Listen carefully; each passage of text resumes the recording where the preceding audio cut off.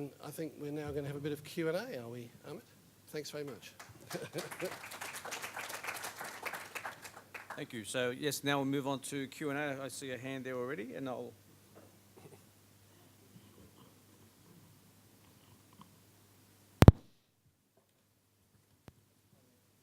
Use this one. Yep. Who was it? Me. Oh, right. Thank you, Peter. Look, I think it's really exciting what you're doing, but the mystery to me is I feel like this has been known about education.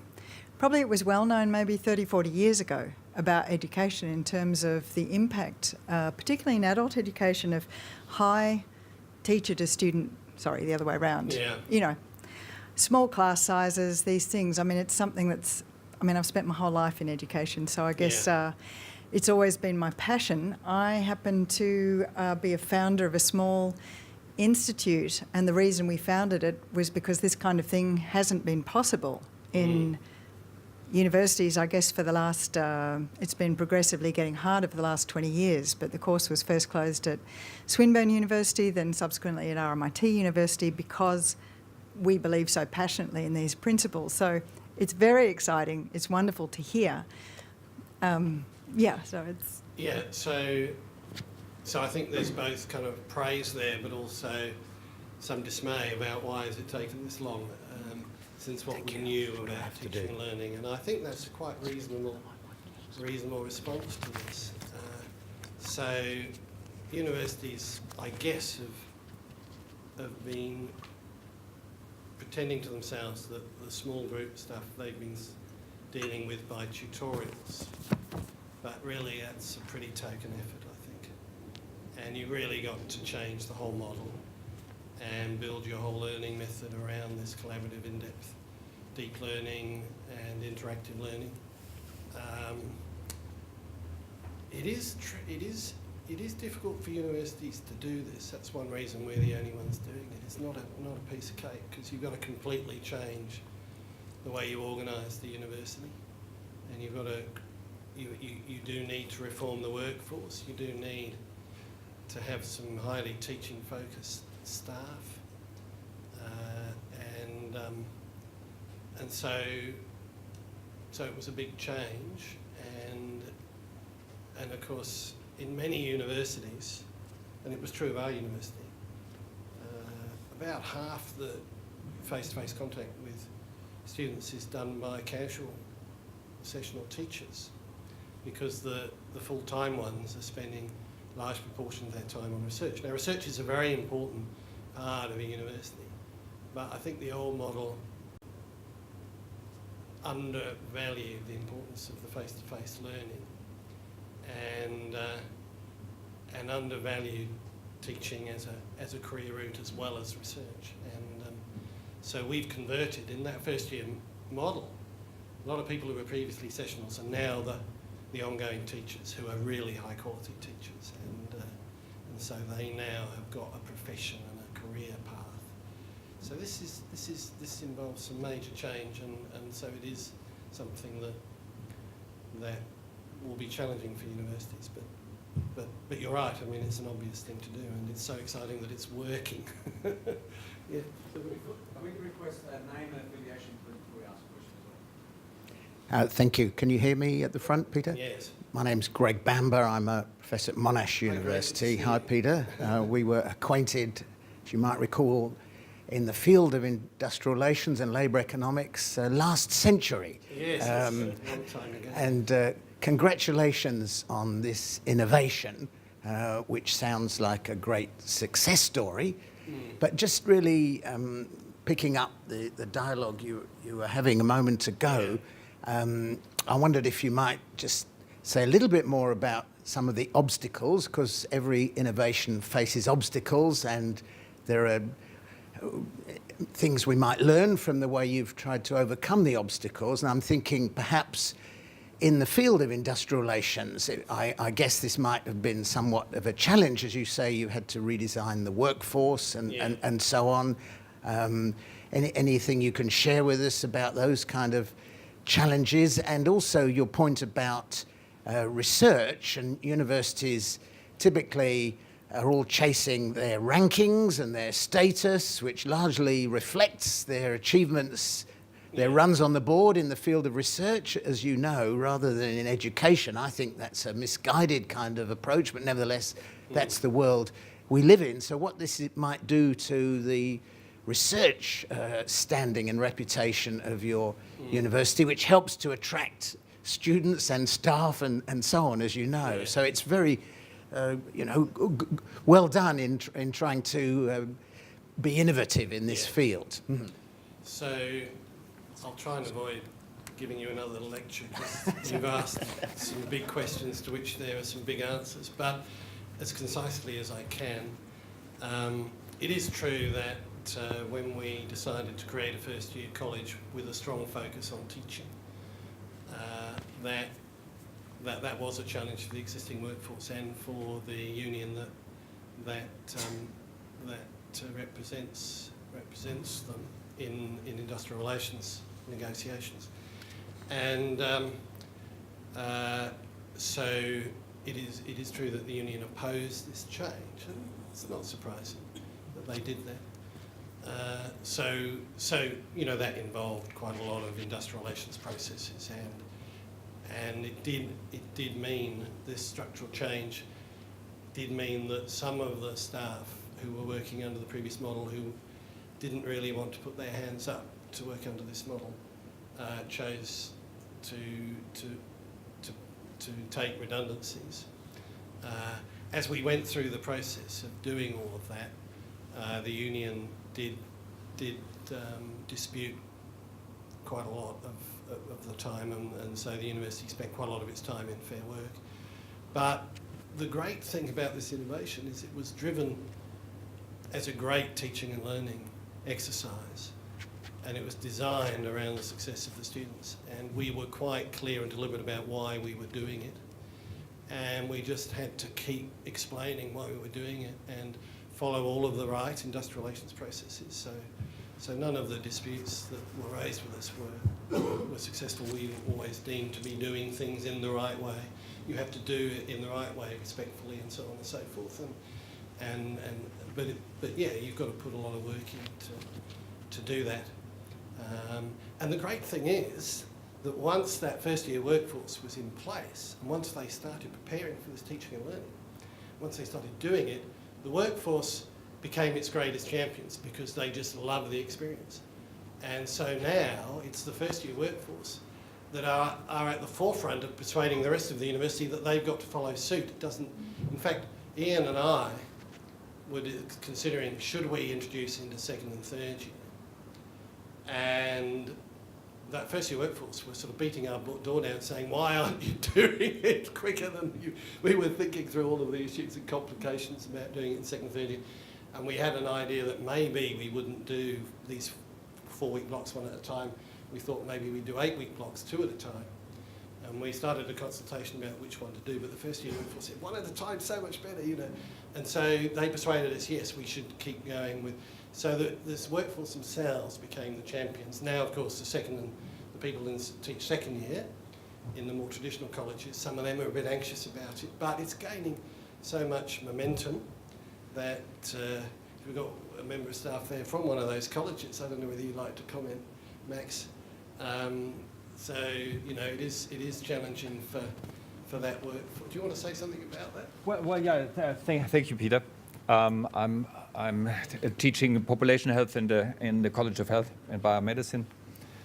Certainly, it requires what Peter described and what you saw there, a complete redesign of how we teach and what we teach. And initially, my colleagues feared that how can you pack a 12-week program into a 4-week block and assess it properly. So it requires, and I think part of the success, I don't want to do away from your achievements, is also this renewed attention to good quality teaching. Yeah, absolutely. And so to some extent we are comparing a little bit apples with bananas. And the second year and third year would also benefit from increased attention, smaller class sizes, principles of good teaching. And that is, I think, the way to win over our colleagues and saying it's not only a complete redesign how you deliver things, but also as a university we put more emphasis on high quality teaching. Yeah, and just in answer to some of the other obstacles, when you think about it, everything in the university is designed around the traditional model. And things like timetabling, the rooms you use, so these big lecture theatres, you know, what we're going to use them for is an interesting question. We need a lot more of these classes with you know, that take 30 students. Timetabling needs to completely rechange. Enrolment procedures need to change. It's really a complete reorganisation of the way you run the university. So it needed a major change management program. And I must say great credit to the project manager as well as to Ian, who was leading the teaching and learning. It was a very brilliantly run change management program.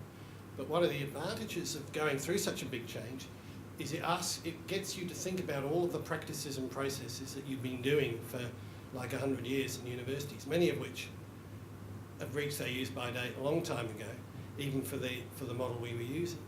But it makes you reinvent your practices and processes, and that's a great kind of cultural change. That's what culture is. It's about practices and processes and behaviours, and all of that has to change. So it's been a fantastic cultural change experience as well. Yeah. Thank you. Tom Brockhurst from Econ.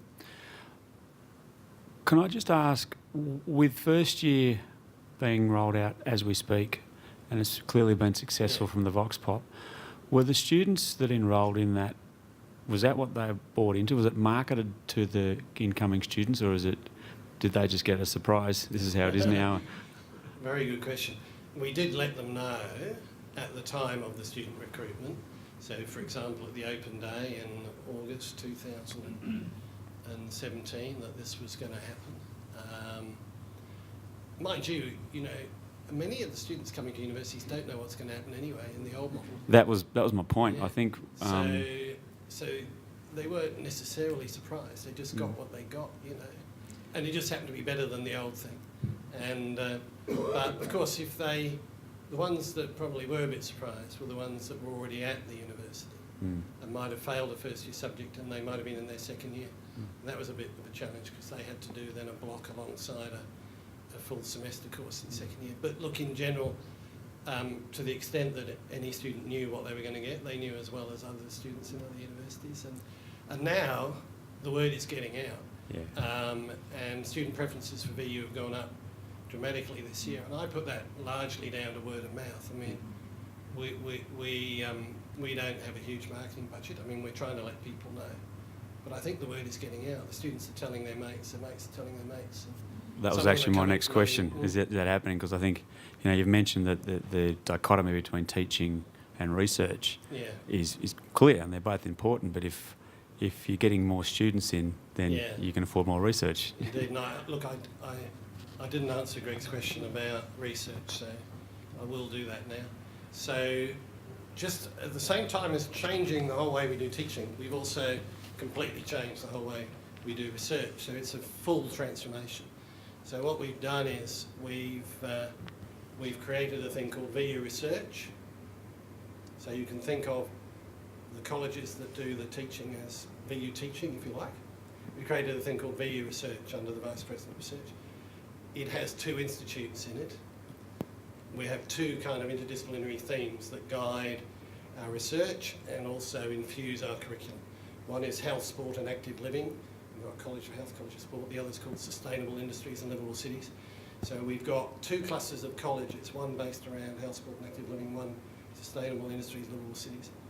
And then the 2 institutes have the same theme. So the idea is that the research in the institutes will be translated into the teaching and learning. But if you're a teaching and research academic, you have to apply to be a researcher, and you become a research fellow of one of the institutes. And we've designated what areas of research we're in as a university, the fields of research. You have to be in one of those fields. You also have to achieve certain research productivity standards to be designated as a research institute. And then you get funded to spend some of your time on research. So it's a very focused research agenda. And that's increasing productivity of research at the same time as we're increasing productivity of teaching. And we've been on this sort of focusing research thing for a while. This is just taking it to a new level. And in so doing, we've been going up the research ranking. So we're in the top 350 universities in the world in the Times Higher Education ranking, top 2% of universities. We're in the number 53 of the universities under the age of 50. So in Victoria, Melbourne and Monash are the first two, and then we're third equal with La Trobe in that ranking. And that comes from some very focused research in certain areas where we've got truly world-class researchers and high citations and so on. Just like we're focusing a lot of people on teaching, we're focusing some people on research as well and just getting better bang for the buck. This is just so amazing. I feel like, first of all, one of my son is in that statistic of falling out on the first Right. year, and I think this would have made just an enormous difference for him because everything you described is problematic in the old model Yeah. with things that he found difficult. So I just think it's wonderful. I still teach. I used to be teaching a lot more, but I don't anymore. But I still teach in a breadth course at Melbourne Uni. Yeah. And I think the breadth courses were an attempt to try to manage some of the issues that are around the traditional teaching model. But I definitely find that as someone who's teaching, that the interaction with the students is practically zero, and that I often am lecturing, and apparently I get great reviews, Yeah. but there's nobody there. Yeah. Literally nobody there. Oh, there's like 5 students dotted around a gigantic lecture hall, so I must get great reviews because I'm doing well on the video. So it is a disturbing experience. So I guess I'm really interested in how your staff, and I can hear the complexity of you're now really talking about Team A and Team B, but in terms of the overall feeling you have about how staff are going to end up feeling about this, both because of the experience of teaching, but I'm also kind of interested in the incentive systems. Yeah. Because one of my past experiences is that I was doing a lot of work kind of communicating the academic work I was doing to the public space. And that was praised with a lot of words, but when it came time to decide if I got re-employed, it didn't actually matter at all.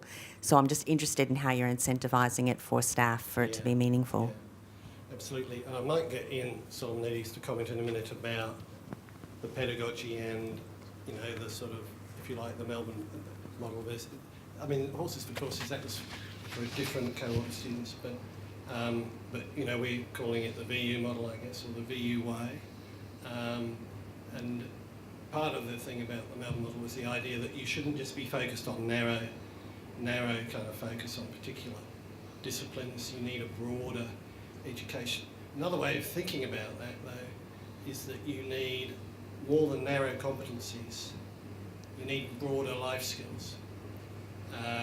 And that's what we're trying to infuse in this. And we're talking about future me. We're focused on the student's future and what we need them to take with them beyond a sort of a narrow disciplinary focus. So I might get Ian to talk about that in just a minute. But in terms of the incentive and reward system, that's critical. So we have reformed our promotion system. And yes, you can become a professor through being a world-leading researcher. Actually, hard to do it if you're not a good teacher, unless you're in a research-only role, and they tend to be fixed-term contracts. So you do also need to be good at teaching. You can put your main bet on your research in the promotion process, but hard to get up if you're an appallingly bad teacher. But equally, our promotion system rewards outstanding teaching, particularly if they're contributing to the development of the pedagogy, to the scholarship of teaching and learning. And so we have a reward system for that too. That's very important. And an engagement with the community, this University Without Boundaries, a reward system for that as well. It's harder to measure in some ways than the traditional research measures, and we're working hard on that. The teaching, I think we're probably getting better at measuring. But Ian, I might get you to say something about that future me concept. Certainly, yeah. I was just listening to some of the other earlier conversations and thinking about why. Somebody said, "Why have we not done this before? We've known about this, haven't we, for a long time?" And I think one of the significant differences in the way that we've approached this at Victoria University is that we've taken a very deliberate and systemic approach. So many of these innovations you often see in learning and teaching in institutions are piecemeal. They're very localised. They're in this class. They're not in that class. And we just said, no, we're going to take we're going to do it for everybody. And so I guess that's part of the secret, I guess. Yeah. But we also took a lot of information from the research around what we know improves learning gain. And Peter's mentioned some of that: active and collaborative learning, close contact with teachers, close contact with other students, clear goals, positive and regular feedback, so on and so forth. All of the things that we know help support our students' learning. But what we're now really thinking about and of course, the way in which we build university education is largely built on custom and practice and built on our own experiences of university education. And now is the time to ask, well, is that really fit for purpose in the first quarter of the 21st century, let alone the second and third quarters of the 21st century? And knowing everything that we know about the kinds of students that come to university today, their busy lives, and the way in which they engage with, in particular, the digital environment. So we're now thinking, all that stuff about students will leave university and go into jobs that don't even exist now. The idea that the knowledge contained within a degree has a half-life, and that half-life might be only 3 or 4 years. So by the time they graduate, half the stuff they've learnt is out of date. So we have to, as Peter says, equip them not only with the dispositions to be able to go out and seek out knowledge and discern knowledge and get understanding when they need it, but arguably also with some skills that they don't already have. So we're thinking about what we call Future Me. Most universities will talk about careers, but when we spoke to our students, they're not interested in careers as an idea. What they're interested in is, well, who am I? Who am I becoming? What difference will I make in the world? So within Future Me, we've imagined that future world is probably going to be tech-focused. So we have a tech-ready element of that. It's going to be work-focused, so we have a work-ready element of that. And of course, it's going to be about lifelong and continuous learning, so we have a life-ready aspect of that. Tech-ready, work-ready, life-ready is Future Me. And drawing from our partnerships across the university with our vet sector as well, but also with industry, we can start to build experiences where our students, even if they don't become proficient in things like AI or machine learning or big data, they can at least have some literacy around those kind of things. And we think that's important in preparing them for the 21st century. Another set of skills, I was talking to colleagues over lunch beforehand, that we're placing a lot of emphasis on is entrepreneurial skills, because a lot of our graduates will have to create jobs as much as do jobs. So I've been a believer in offering entrepreneurship education to everyone. It tends to be the province of business schools in many universities. And I'm also a believer in the fact that entrepreneurship is a doing thing rather than an academic thing. So we decided to get some entrepreneurs to teach it rather than academics. And so we've got entrepreneurs in residence, and we're running a course in entrepreneurship that anybody can do around the whole university, whether they're doing engineering and science, arts and education, business or whatever. And they're learning about the practice of entrepreneurship and having to try and create business opportunities, and that's proving to be very exciting for those that are choosing to do it as part of this developing their futures. This will be the final question today. I'm Scott Westray from Sirius College. Just to extend on what you were saying before about how the kids learned out about it, we, in our role as career professionals in schools, we learned about it last May at our career practitioner day, and we were the ones going back to school crowing about it because of the change. It was something that was just, as we say to the kids, a point of difference. And you said the VTAC data came out, 19% increase or something like that? Year 12 students, I think it's 17 or 18% increase in first preferences. Yeah. That's the next highest is, I think, Monash, about 3 or 4%, 2 or 3%. So this particular year, people are hearing about it. Yeah, exactly. And the marketing's worked quite well from our perspective. It sort of just touched on and you've just touched on what I was going to ask, but it's all to do around this idea of getting ready for a future world that they will enter, where they are doing many multiple tasks potentially at once, running concurrent businesses at once if they are an innovator or they are an entrepreneur, going through this system where they are focusing on one thing at a time. how is the university helping to prepare them to readjust back into that world of 25 things at a time when they've done 4 years of one thing at a time? Yeah, so I've got an angle on this and might be interested in what Ian's view is. That most of them are doing 25 things at a time. Our students, many of them have got kids or families, parents, sisters, brothers that are dependent on them. Many of them have got part-time jobs. They're having very complex lives, much more complex than used to be the case, I think. And so I think we were just adding too much complexity on top of that with the 4 subjects at a time. And if you think about, admittedly some of them may be doing 2 jobs, but imagine they're doing 1 job in addition to having family responsibilities, in addition to coming to university. Then coming to university is like another job in a way. So that means they've got 2 jobs and family responsibilities. That's enough complexity, I reckon. And then the job we give them involves attendance, 9 hours a week, collaboration, presentations, stuff that they've got to juggle with their family and work responsibilities. So we think that's enough juggling learning, and we don't have to have, a PhD in juggling. There's enough juggling in that. And so the bit that we're doing, we need, as part of that, we need them to focus on if they're going to be successful. That's my theory of it. Is that roughly yours as well, Ian? It roughly is, and I think we've kidded ourselves that actually putting those 4 subjects concurrent to each other is actually equipping with the skills that they need to do each job. Because we know that what students tell them to do, they're quite instrumental. They'll put effort in where they think they'll get bored, and they won't put effort in where they think they won't get bored.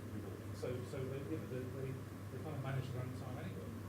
In the system we currently run, even over those 4 weeks, they've got to do a tremendously wide variety of things, not least of which is engage with the material, negotiate with somebody who may see that material in different kind of ways, come to an understanding about that material, probably present something in 3 or 4 different ways during the course of those 4 weeks. What's not like the world of work? Yeah.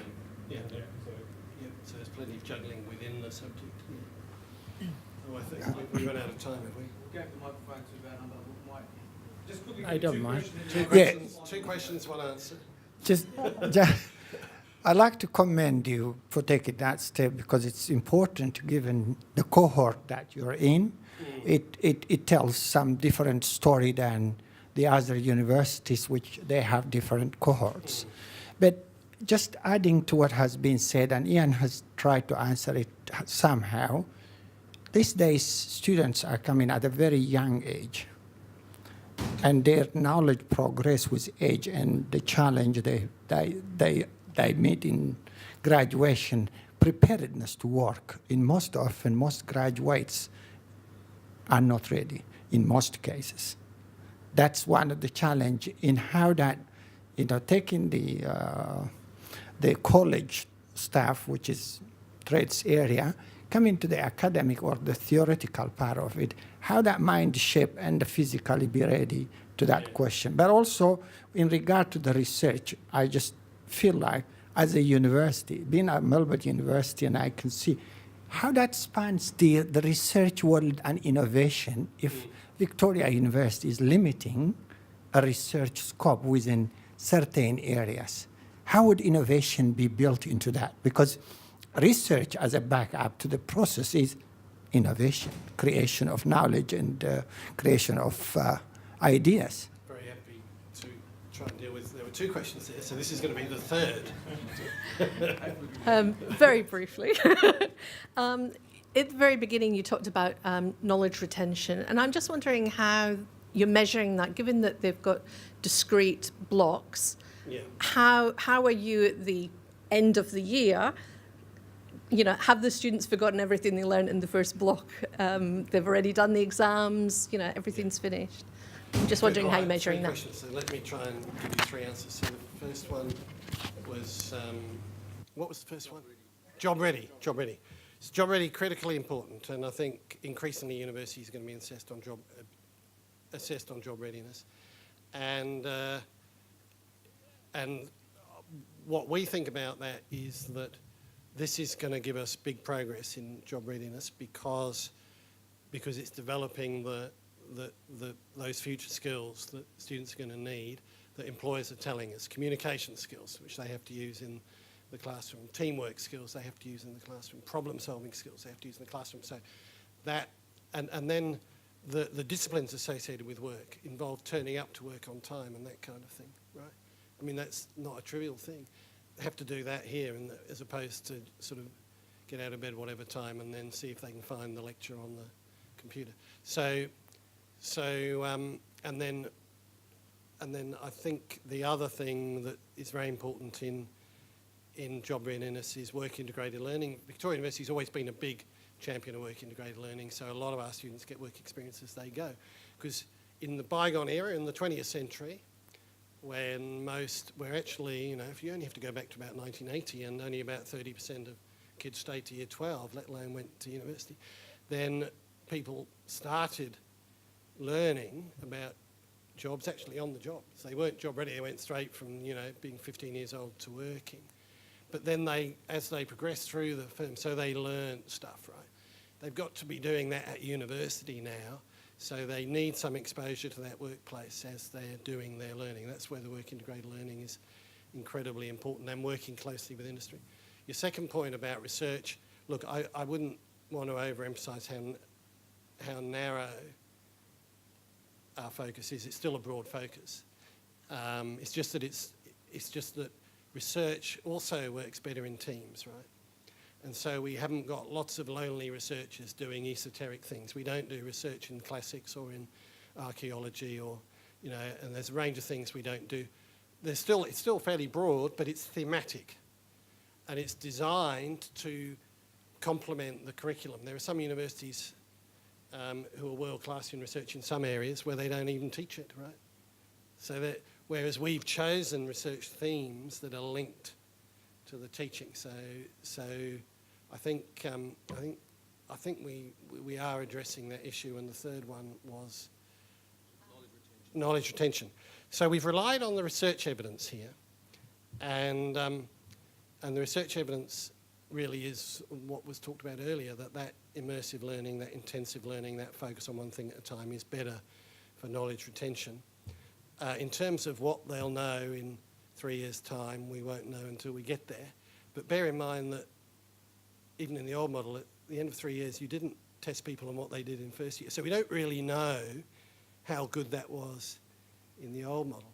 So what we need to do is have a good measure of what skills they're taking out to the world, really, at the end of 3 years. But the research evidence about this is the best way of learning gives me confidence that they will have better retention and also better capability to do the problem solving that they need to do. And that research evidence just rings so true to me. I don't know how many of you have been on intensive courses, but if you ask me what courses have I remembered the most from, it's stuff where I did like an intensive residential course for 1 week, did one at Harvard 2 years ago. I remember nearly everything about that course, but if you ask me about something where I was dropping in on the odd lecture here and there, I'm afraid I'm a bit vague about it. So from personal experience, I'm confident about it, but I think the research evidence supports that too, Ian. Yeah.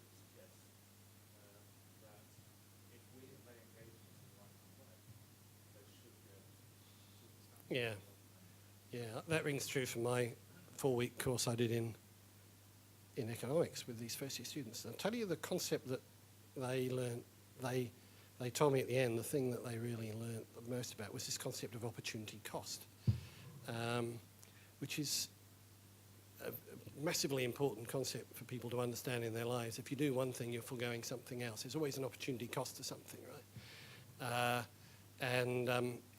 But actually it's a concept that lots of students have difficulty grasping, but when you go through examples and you talk to them about their lives and what the opportunity costs that they've taken on board by choosing to come to the lecture, or the class, what are they giving up? By coming to university, what are they giving up? And they get to understand this concept by discussion, by thinking about their own lives, whereas in the old model, they just read the definition of opportunity cost. They learnt it and regurgitated it, but didn't really understand what it was. Anyway, that's just an anecdote. And we've run out of time, I think, Ahmed. Well, thank you Please thank Professor Peter Dawkins for his presentation, for giving us the insights, the mechanics of the university's new model, and just generally how the university is functioning as a very diverse university.